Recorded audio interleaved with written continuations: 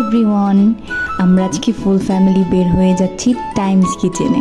কারণ অনেক বছর পরে আমার অনেক কাছের একটা ভাইয়া বাইরে থেকে এসেছে এবং ভাইয়া বলেছে আমাদেরকে ট্রিট দেবে, তাই সবাই চলে যাচ্ছে টাইমস কিচেনে। আমরা অলরেডি রিক্সায় উঠে পড়েছি। রাতের বেলা ঘুরতে কিন্তু ভালো লাগে, রাস্তাগুলো অনেক উন্নত করেছে। আমরা বাইরে বের হলে অনেক অনেক অনেক দুষ্টুমি করি। এখানে মডেল কলেজের একটা গাড়ি দেখতে পাচ্ছি। কলেজের সামনে অলরেডি চলে এসেছি। একটা মজার ঘটনা কি, আমি টেস্টি ট্রিট আর আম্বারের মধ্যে প্যাচ লাগাই দিই। আমি টেস্টি ট্রিটে যেতে গিয়ে আম্বারে চলে গেছি, এমন অনেক ঘটনা আমার আছে। যেতে বেশিক্ষণ লাগবে না, 10 মিনিটের রাস্তা মনে হয়েছে যে 2 ঘন্টায় গেছি। এত লেট কেন হয়েছে জানি না।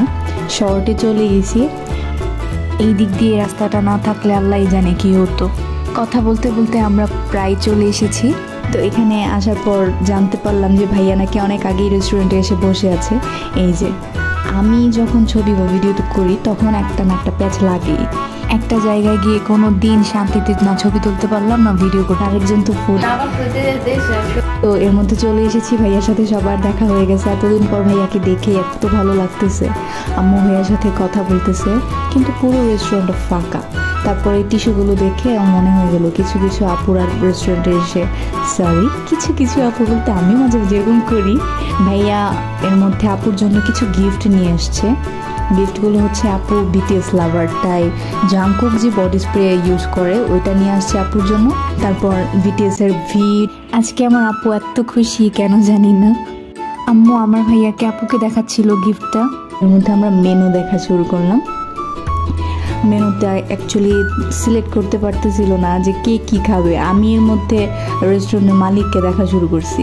তো আপু গিফট খুলতেছিল সব নাকি আপুর, মানে সব ওদের, কিন্তু আমাকে কেউ কিছু দিবে না। আমার একটা বন্যা, এখান থেকে একটা বন্যার একটা আমার জাংকুক দেখি আমার ভাইয়া এত দুষ্টুমি করে।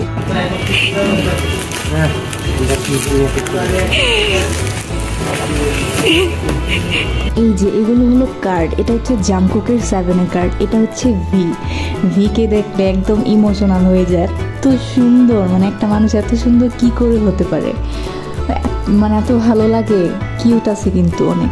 ও এর মধ্যে কার্ড পেয়ে অনেক খুশি হয়ে গেছে। ও এত গিফট পেয়ে সেই মহা খুশি। ভাইয়া জানি কি ভাবতেছে। আর টাইমস কিচেনে আসলে এই বারান্দায় আমি আসবো না, এটা তো হয় না। ওর মধ্যে ফ্রেঞ্চ ফ্রাই চলে এসেছে, আম্মু ডাকতেছিল আসার জন্য। আমরা এগুলো খাচ্ছিলাম বসে। আমাদের বাকি খাবারগুলো একটু পর আসছে, আর আমি তো আসি খাওয়ার জন্য। আম্মুর জুসটাও খেয়ে ফেললাম। টাইমস কিচেনে কিন্তু স্যান্ডউইচটা অনেক ভালো লাগে, অনেক টেস্ট হয়। এইটা এখানে এসে খাবো না, এটা হয়ই না। অন্যান্য রেস্টুরেন্ট থেকে এখানকার খাবার অনেক বেশি টেস্ট হয়। আমাদের বাকি খাবারগুলো চলে এসেছে।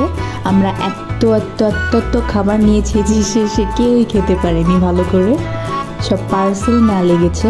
ভাইয়া মেবি প্ল্যান করে আসছে যে আজকে এদেরকে এত খাওয়াবো। তুমি আছো